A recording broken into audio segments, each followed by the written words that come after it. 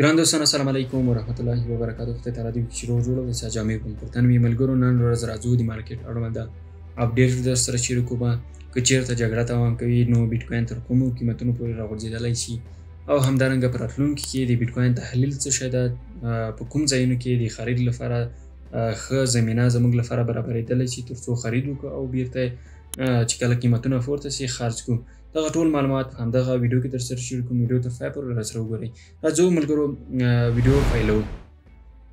دلته موږ لکه څه ډول چې په ټلګرام چینل کې مالو تاسو سره د دې اپډیټ شریک کړی و. د بیت کوین انډیکیټر ته راځو. انډیکیټر کې EMA لیکو. EMA چې کله ولیکو دلته مووینګ ایوریج ایکسپوننشل په دې باندې باید دوه ځله کلیک وکړئ. دلته اوس موږ غواړو ګولډن او ډیت کراس معلوم کړو. اوس په دې برخه کې موږ لینث په برخه کې لیکو 50. صحیح ده، یعنی 50 EMA کرښه. کولی شو دغه سټایل ورته بدل کړو. په دې کې رنګ سور رنګ موږ انتخابو.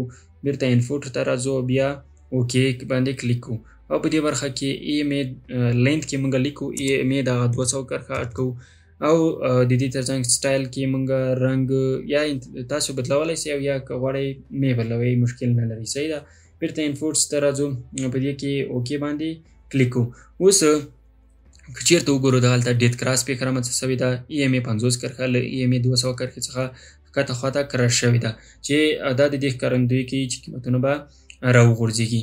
یو لامل دا ده چې ډیت کراس پیښه رامنځته شوې، له بلې خوا جګړې زور اخیستی ده او منځني ختیځ کړکېچ چې ورځ تر بلې په زیاتېدو ده.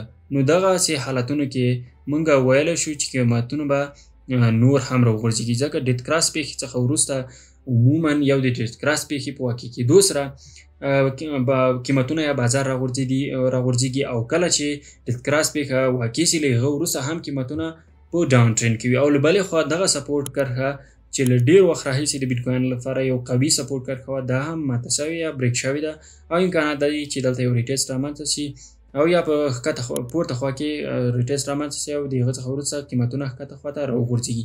خو کومو ځایونو پورې به دغه قیمتونه راغورځېږي. اوس خو دلته موږ په 4 ساعته ټایم فریم کې ولیدو چې ډیت کراس پیښه رامنځته شوې ده او دغه قوي سپورټ کرښه او باکس چې کوم کانسولیډیشن موډ کې بیټ کوین د دې ځای څخه تللی پورته خواته، دلته بیا یو ریزسټنس جوړ شوی، بیا سپورټ ته، بیا ریزسټنس جوړ شوی، بیا سپورټ په طرف او بیرته سپورټ مات کړی ده او اوس د ریټیسټ مرحله روانه ده. که چیرته ریټیسټ سره کړي نو ښکته خواته نور هم راغورځېدلی شي.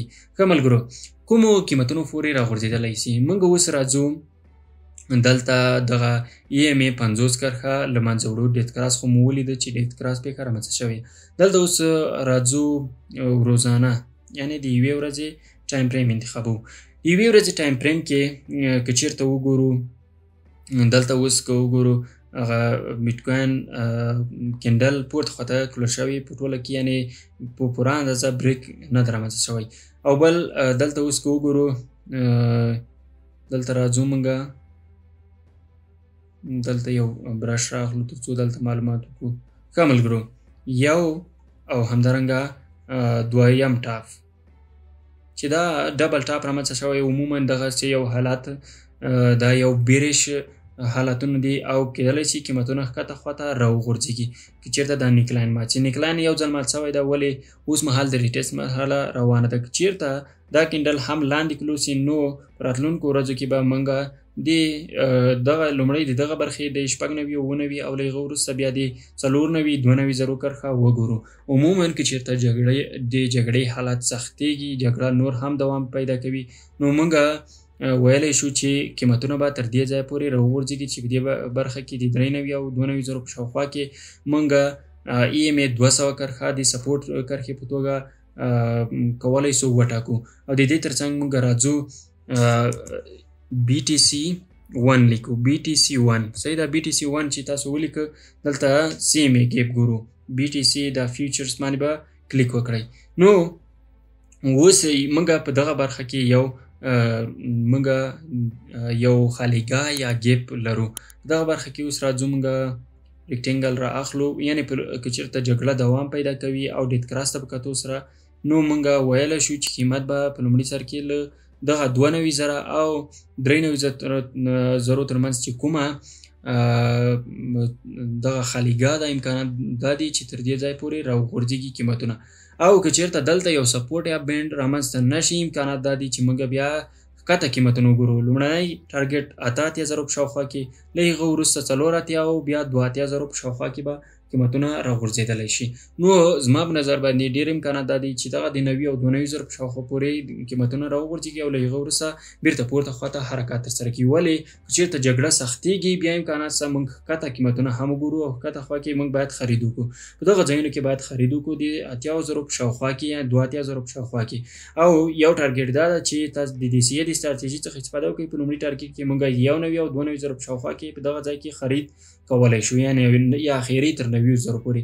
او له هغه وروسته که قیمتونه راغورځي 88,000 کې موږ DCA وکړو، له هغه ښکته خوا کې موږ DCA وکړو.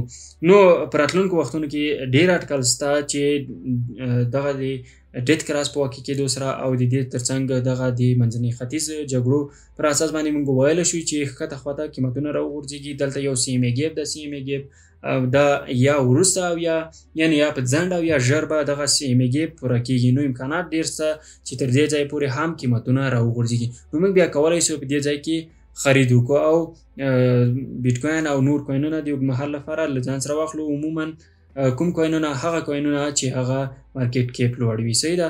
او یا له دغه ځای څخه موږ کولی شو کوینونه له ځان سره واخلو.